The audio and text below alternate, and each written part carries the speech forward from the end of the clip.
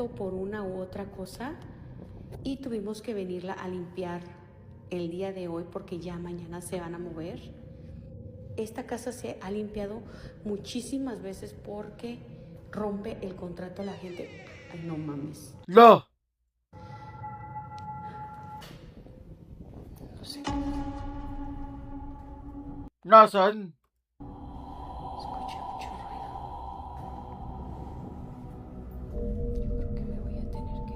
Mula sa loob ng kwartong ito, bagamat hindi ito ganun kadali makita, ay mayroong isang itim na figura na may umiilaw na mga mata ang sumilip sa Hindi naman kita eh. kanya at agad ding nagtago. Pero kung ano man yun, ang creepy nun. Ah, yun! Nakita ko na. Ay, ang creepy.